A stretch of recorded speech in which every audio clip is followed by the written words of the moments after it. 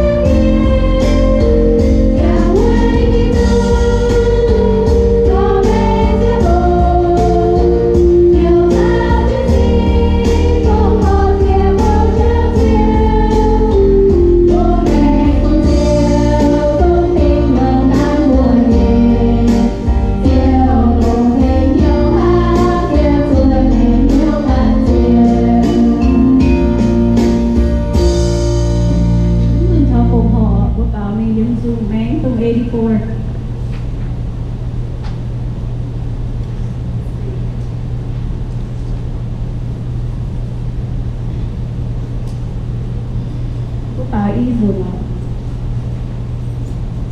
siêu đi khu có yêu cán tài xiên siêu từ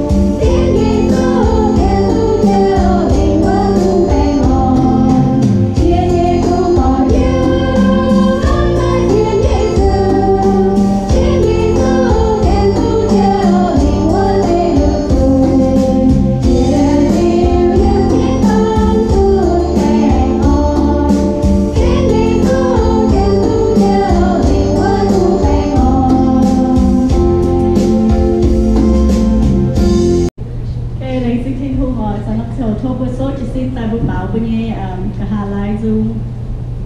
ham siêu Giêsu được tàu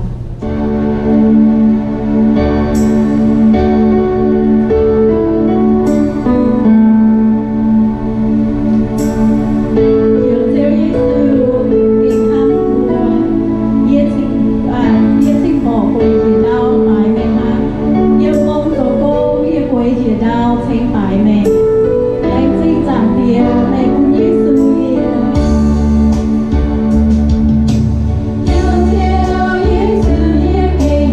subscribe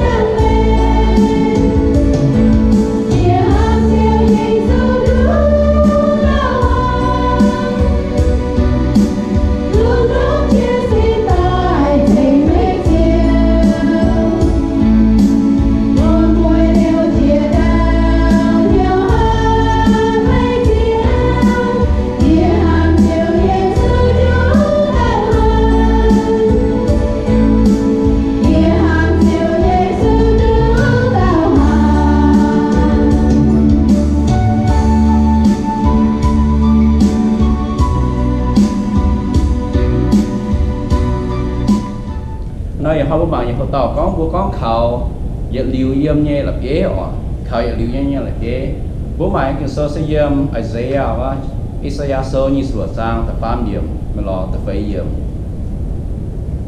nhưng bố con liệp tình hiếu như miền mây bút mây pun mái bè ngon tuôn yun nhé với su ninh khảo mày ở su giờ liều khảo xíu với su xíu thiên hùng xây dựng liều yếm nhé là dễ lại sư thiên hùng hào bua vì họ mang nhánh tây dòng cái sông không có hiếu bua giờ liều ở sự khảo chiếu với su ni liều yếm nhé là dễ ni liều yếm như thiên hùng ni liều yếm như xíu bua nhé mẹ bua hỏi chấm nhé yếm bui mẹ bua feel frustrated bua feelคนhiếu phải đót hiếu phải mất lòng khảo phải mà lại nháo như cháu yếm cho bua nhé mẹ bua như hiếu hết sạch mà giàu như cháu giàu như cháu là cũng như bua như mẹ bua hiếu với hiếu của mẹ có như future như nó khôn nó như future là nó nhớ rằng cháu là nó bua hết sạch cũng từ cháu tao lại nhau cho bua hiếu của nhỏ mà để ba bua nhau sinh nhàn phầnนี้bua nhàn cầu phầnนี้bua lo nhàn lo hốp như phầnนี้hết sẵn như tại nhau cho bua như hiếu okay so every day we are constantly frustrated. We may not know it, okay, but we are constantly frustrated in our life. We constantly worrying about our future, and every day we stress about our finances. Bố sao nhà giàu chứ bố nhà mẹ, bố biết tôi mẹ nó, quay su bố nhà mẹ khâu, bố nhà mẹ cana, yếm bố nhà mẹ. We constantly living guilty because of our past and feeling depressed. Because it did not happen as we wanted. Bua hoài bua hết sẵn. Bua như hiếu bua như mai ham ruộng. Phải ham bua như hiếu bua mắm bùa, giống như mẹ, giống như hiếu bình nữa. Quay số bua tú nhé, bua mai nhé, bua ông lẩu nhé, bua tú ham một tú bua bể với hiếu ở dịch nào. Số bua như hiếu hết sẵn nhà giàu, hết sẵn nhà khâu. Bua tú bua như mẹ lông tại phải mà betul itu kong long thay mà betul ye put soi mà betul ye áo phải nhớ gỗ ye con nghe put nó kỹ nhối mà nhưng tại cháu bố bề là tu nhé pa mà sang hồ bố con nghe bố sầu nhé bố áo YouTube bố gỗ YouTube bố nhé hiếu nhé máu mà tại ba bố tu nhé bố YouTube hại nhà con bố cho sầu nhé bố ye can lười bố sầu chứ là ham ở giờ sầu giờ tu không phải cũng sầu cũng bỏ rồi bố bua cả hết sán nhà không phải bố sầu như cháu bố sầu tài cháu có một mình non decision bố mình nói dẻo phải mình sống nhiều phải sống như sẽ phải sống có sẽ ở đó mình phải bố như mẹ có bố quăng tu không dẻo mà phải dẻo mà bố như có bố chung ở chung mình sầu nói mà bố sẽ bằng cả bố chung tu sầu bố chung hầm ruộng có bố ở sầu nói và bố tu sầu tòng đấy bố hầm ruộng hết sán nhà mà cái hầm ruộng cháu em bố nhìn hiểu cái nhựa cũng chứ bố mẹ nó sẽ khổ. We found ourselves didn't enjoy living anymore, our life anymore. We can't sleep at night. We don't have the hope in the future because of our past outcome. Okay. Bố quả bố mẹ, bố hâm thảo, bố chẳng thảo mà. Sẽ có bố hát chán nhà to nó tệ lại nhau cho những cái hiếu của nhựa. Giao cho những cái hiếu của nhựa. Tung bố nhé, tu nhé yểm tu nhé cái nhựa, tu miên mang thìa bố phá mang tổ bố phá sâu tổ bố phá nó tay cái nhựa, bố bố bứt soi phá bố tu nhưng phá như bố mẹ cái nhựa, hát chán nhà to nó tay vô như bị hiếu cái nhựa na, chúng sầu bố bố chúng quỷ cho hâm hát chán nhà hâm trên, hát chán nhà cũng ngoài giòn, với chúng bố hâm hải thế, bố hâm hải tung nó tay nó cũng sầu bố bị hiếu bố tệ này. Bố hâm hải tung tay có bố chôm hải bố hâm hải này ta chấm như bố xiêm tôi chọn số bố nhé mèn sát sán nhà khâu chấm sải mắt phải ngon bố chung dưới tôi bố nhé mèn mắt phải ngon khâu với chú bố hát sán nhà chấm tệ cho như vậy bố sẽ hâm bố như future okay bố nó future nó bố nhé mèn á tắm tệ tay đi cũng thiếu là với chú nhú với chú chia tay cho ý bố nhé mèn phải hay lộn为咗chia tay，即係這樣的發展嘛，非這樣唔這樣落這嘛，依家得俾面做面， Ia ta pe kana miền, ia ta pe miền khâu miền. Hàng năm cũng hàng năm bảo nhà na khâu như future này. Hay chỉว่าia ta đi bên khâu miền. Bữa sáng tệ tại chăm chứ, bữa sáng tệ tại giúp cho mình hốt nhiều ở. So we are not created to live in unhappy life with no hope. Bữa ta na bữa chiếu thiên hùng. We are created by God, the Most High God. We are precious. Okay? We are valuable. We are not created with no hope to live in a happy life. Bùa ta xíu tình hùng dậy của tài. Bùa như xíu tình hùng hên chỉ lộn chỉ ta xíu tình hùng. Nên có như xây bông bùa ta bùa như mẹ khấu. Bùa như mẹ má làm khảo má làm hắm. Nên xây bùa ta bùa sẽ chỉ xin nhé. Mà xin nhé. Lộn nhé. Với sự xíu tình hùng dậy của tài. Bùa như mẹ nên xây bùa ta ở tốt lộn. Ở tốt trình dụ. Bùa mẹ má làm khảo. Bùa như mẹ má làm khảo bùa sẽ khảo những điều dâm nhập ghế. Bùa sẽ khảo xíu tình hùng của tao. Xíu ý sư. We can't keep negative from coming into our life, okay? But we can keep them from making a home in our heart, in our life, building a home in our life, in our family. Buông hay so con hoài những cháu, buông hay ghé con hoài những cháu, và buông hay con cháu hoài chấm hai ta như bùi mẹ, bịa thảo bùi mẹ, hoài nhém bề nhé, cả nàng khấu nhé, bịa bùi mẹ họ, bùi ghé tung tệ, bùi tròn chân tệ, buông hay tăng nhỉ. Mbak buah hayat nyu, buông hai puning kom piao tại yên như bùi hiếu bình hoa, kom piao tại yên như bùi xiêm phim, buông bùi như hiếu mà làm khảo, buông bùi như hiếu như liu trộm, bùi như xiêm phim mà liu sao, hoài cho nó buông hai hàm mà hoài cho tao style biệt thằng bùi mẹ, ở số ta xấu như bùi xiêm hiền nhé, mbak buông hai puning xuất xuống của nhà họ, chẳng piao như bùi như mẹ như bùi xiêm phim, như bùi như mẹ, nó bùi họ, nó bùi get to that. We don't have to hold on to it, okay? Don't let it keep us down, depressing our life. Let go and thank God, okay? Mà cuốn miền sống tòng phải phải, miền mãng phải mùi phải, vui mẹ phải trùm phải, khấu phải, cả nàn phải, quạt bùa nồng nhưng cũng tu phải bùa sể sống mình phải bùa số như số sể nhưng mình phải. Bùa mất tung toán thì cháu ta đón hiếu là cháu này, mất làm khảo này, cả nàn này nắn trên. Nắn cho quân cho bùi nhà mẹ như cho bùi hiếu của nhau. Sở bùi bùi quên cho. Sở bùi bùi ông 10 liều chị à. Bùa sở cho gói bùn gói nè. Cho gói bùn gói nè. Tôi nên nhiều sở bùi nhà hiếu mắt phải ổn này. Tôi nhiều sở bùi nhà hiếu mắt làm khảo này. Bùi linh quân mắt làm khảo này. Bùa xin phim mắt làm hàm này. Bùa cho quảng gì. Suốt dần như xin phim mình. Suốt dần như hiếu mình. Tôi bùi như sở bùi bùi rào á. Tôi bùi như sở bùi rào á. Bùa sở bùi quảng mình. Bùa có leng sinh chinh hung à, mình kun ta miền màng yếm vào mùi, mình kun ta miền con tổ ia, mình kun như bún năm bèng, mình kun như trồm như cái nan, mình bảo rằng chỉ chết chinh hung à, ia tôi xin tại tôi quản tại như mẹ, mình bảo lồng chỉ tôi xin chết chinh hung à, mình nghe hám, chỉ có mang cáiปัญหา mang cái miền màng vào mùi như số tổ ia, mang như mẹ khâu cái nan, yếm tôi quản mấy phút. Yếm tôi xíp mày phú, yếm hiếu tôi mày thăm như là hải chăm. Bùa sẽ đánh sinh hùng ở. Rồi con bùa có quang sẽ khấu nha bùa. Không quạt, con bùa quang sẽ khấu. Bùa hiếu tôi hùng đã như hăm bùa. Chứ không như phú đã lộ không bùa. Đã chăm bùa như mẹ. Hắn nói bùa sao sẽ cùng quảng, bùa sẽ cho gọi. Bùa muốn cùng quảng cũng cho gọi, cũng hay hiếu tôi chết hùng như phú. So let your faith and heart know that today is a new day. And you are moving forward with the love of God by your side. Hắn nói bùa sẽ phun bùa như mẹ, bùa như hiếu tu, bùa như xem phim hiếu tu, y hoi nó cái xem hoi, tụm bùa như hiếu bùa như mẹ mà xíu tình hùng, sao chứ bùa dòng cháu, cầu chứ bùa như mẹ, to chứ bùa đầu nông chẳng hổ, mà xíu tình hùng nhà hám, bèo chứ bùa, khen chứ bùa, diêm chứ bùa cái hên, không quảng bùa, hắn nói bùa như linh quân, bùa như hiếu, bùa như xem phim sắm rào, con bùa như hiếu, xíu tình hùng bùa chê. We have to learn how to get rid of the thing that is keeping our life depressed. Okay?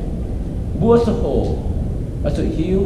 và sự chó coi bằng cả xa bằng cả. Bùa như mẹ tôi không tòng nhu,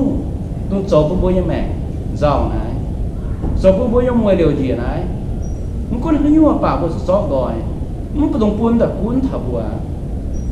มันก็เมียนโซ่ให้ยัวปูนบัวฝ่ายออกบุกันสปอร์ตโซ่ตองให้ยัวฝ่ายเจียตายเนี่ยเจ้าจินหูจังสัวบัวย้ำหอบสุดจังสัวบัวย้ำหอบซอกแต่ยันนี่บัวยังย้อนจะปูนบัวเจ้าจะปูนบัวเขาบัวจะซอกก่อยซอกก่อยซอกกว่างเสียเราแต่ป้ามุนnhư là miền số muôn bùn bùa miền có muôn bùn bùa bukan số muôn bukan nó nè bùn quảng hay nè có miền số muôn muôn gì muôn như là bao bùa số sót quảng miền muôn bùa bukan số muôn bùa lao được ai bùa giao cầu được ai bùa hát sao nhàn số tại dân chứ bùa sợi hiền hát sao nhàn nán như bùi không nhiều là bùa tay liu mất phải nói bùa tay liu giao bùa yang người ta liu xuất bùaจะซอกก้อยนี่มันก็บุยแมงจะตาหาหนอหายยิ้มเป็นว่าหาแต่บุยแมงหายยิ้มเป็นหาหนอบุ้มจะซอกแต่เห็นไม่เหี้ยวคุณโซ่บุ้มบุ้มเจ้าคุณโซ่บุ้มบุ้มเขาคุณโซ่บุ้มบุ้มรับข่าวคุณโซ่บุ้มบุ้มป่วยย่อนะอ๋อ so it's hard to talk away even it's hurt us so much to keep them on ยี่ห้อยก้อนฐานายไม่แรงซิทิ้งทุ่งไม่มัวต่อยมาตอมเมียนอย่ามามัวต่อยห้ามบัวมาตะเมียนห้ามบัวเราโน้ตฝามเจี๋ยแซวก็โน้ตฝามเจี๋ยแซวอยู่นะอาสุฟิโอห้องอยู่อาสุฟิโอเปี้ยวอยู่หน่อยห้ามตั้งแต่นะบัวห้าเต้าอย่าอาจุเนี่ยมาเนี่ยบัวมาแค่เนี่ยบัวมาช่วยฝ่ายบัวมาตะเมียนฝ่ายบัวมัวต่อยฝ่ายตะแซวบัวสุฟิโอเปี้ยวก็มือหิ้วตัวเยี่ยนะเนี่ยเปี้ยวหนักฟอเนี่ยเมียนวัยสู่เยี่ยเปี้ยวหน่ะเยี่ยนี่ว่าจะแต่ฟ้องเสียก็ลาทุกมาเดินเจ้าอย่างทุกการเห็นนะอย่างทุกเจ้าห้างhọ kê nhập quán rồi hồ cho mắt tổng thời mình chỉ nói buông dẻo mình hơi dẻo và nó hơi dẻo hả chua mà chứ dẻo tấm chú lố nhớ nó hơi là xiêm túc hoàng nó thôi là chú cái lọ tao hai lồng cái lọ xiêm túc hoàng phó có khoảng có thể quán dẻo có thể mắt tổng khoảng ăn sầu ăn tôn phó là hốt có ba có hiểu túc hoàng một xiêm túc hoàng mà做但目标发展了还很nhiều他这样做 feel 真nhiều mà他这样做 feel 真nhiều bút quảng nghe nó bút cho gọi nó khen á nghe buồn đùa ọ như mèn với hiếu ti ở tệ như mèn như quán về gì xỉa bởi bút toàn chám lao dùng vào tút tao anh nín dọn xe nhà ọ quán gì hết hà ha dọn xe nhà mình bảo nó trong hồ là bữa bịa cho một con hoa công tác con nhà bịa cho công tác con nhà tu tại nhà tài tại nhà này như xiêm tu lồng thế theo phái như sẽ go ở phía hàng cái tài ấy như lồng và như ham lồng nghe với sự xiêm tu lồng với sự muôn nhia với sự muôn nhia như xiêm tu lồng tại nhà với dù như toàn rồi xảy mẹ những xảy yêu với dù như nắn trên tại nhà là con ở đây tốn đi tinh left off như toàn cái phần gì như tu nhà yếm như mẹ tốn đi tinh na không hỏi như xiêm tôi lộn cũng ha nói mà yếm lộn không bao thà 5 years ago ở buôn béo sung ở buôn béo sung mà béo đuôi mình chậm xe giảm gió tại nhà tại buôn sung không phải như buôn đút rồi nhá nhưng không buồn đốt, với sự muốn như cháu là có à thì buồn đốt, và với sự như càng hám như càng buồn như càng con, túng tại nhà ý tôi buồn số bẩn tại nhà nè, yếm cho nhà cháu của nhỏ nhà, yếm lộ, yếm sự siêu siêu cho nhà, yếm mà kén tại nhà giấy yếm cho nhà của, không bẩn tại nhà này yếm nhà cháu của nhỏ, nó kén à thì buồn buồn như mèn, tụt muốn như thế, muốn nhắm có miếng số tổ của phải, muốn nhắm cũng cần số tổ tổ phải, muốn nhé con cũng cần quảng như phải bua buông quảng là á như con bùa cho gọi là á như con bùa yếm như mẹ yếm như hiếu hát chán nhà ham chơi hát chán nhà ham chơi hát chán nhà chẳng kêu yếm chứ bùi hiếu bùi tấm mai bùi hiếu mà phải ngồi vậy so there are so much junk in our life that are taking our time okay bùi như mẹ một ham mà xăm nhiều cháu sáng này ham bùi như béo nó khó nữa pháp con là pháp và con tu có một cần con là pháp là con tu nhẹ miền là có một giáo phó là pháp là toàn bùa với sự bùa bẩn sẽ là pháp hay như tôi miền khách là bây giờ xưa mày tôi làm là cái xăm hả mà đó có cái nào chúng ta toàn ăn share nhà mà chỉ là rất quan trọng mà sản của mà sản mà vậy nhé xiên nhé một thể ba mà cái đó chịu lệnh hàng à chúng khỏi tập nhân share lủng chúng hiếu hoài phải chúng hiếu anh share cho con số họ blog gì chúng hiếu nào rồi thấy rồi chỉ béo như chúng rồi chúng hiếu là nào chúng tấm khoi mặn chúng khoi share mặn ha nóiอย่างhiếu à vui như mẹ phải hát nghe mai xuân nhiều là pháp đặc biệt thật vui như mẹ mai xuân người nhau đặc biệt thật mẹ hát là pháp nữa bang vui như sample bang vui như hiếu bang vui như hiếu khi yếm nha vui hiếu mà mẹ mà khi yếm như tỏ này vui hiếu nhiều như tỏ này bang để so không thể rồi là pháp quân như vui như mẹ quân như vui như bán cái pháp quang rồi mới xem phim quân vừa xem phim mới làm khảo vừa vui hiếu mới làm khảo. So faith have no room for fears, okay? Discouragement can't dwell in the same house as hope.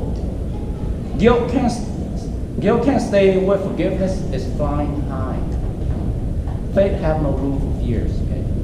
Có một mà xem phim nhân diệu tình thùng, mà cũng một quang sủa như cái này. Okay? Cầm dìa như này, hai biệt thảo với nhau, hai biệt thảo với xem phim. Có một mà xem phim nhân diệu tình thùng, mà cũng một quang sủa như là hai như khâu, một sủa như là hai như tỏng, là hai cầm dìa. Không bảo vừa mà cầm dìa hai biệt thảo với nhau. Có một mà xem phim như chữ sự. Bất khảo chứ cái sự bất khảo giờ điều như là gì nên biệt hay là bút đót hiếu nha bút nằm hiếu nha hai con béo yêu mới xem phim hai con béo hai tuổi kinh tiền nhận hàng yêu mới hiếu nữa sẽ có vừa hám bất khảo chứ khảo giờ như là gì điểm hai mày nó hai chọn nằm giáo nhiều hai chọn nằm giáo nhiều hai chọn nó xem phim nhiều hâm duyên là hai chọn chào con chinh hùng quảng duy con vua này vua mất thắng hâm duyên có một cái xiên chinh hùng quảng duy con vua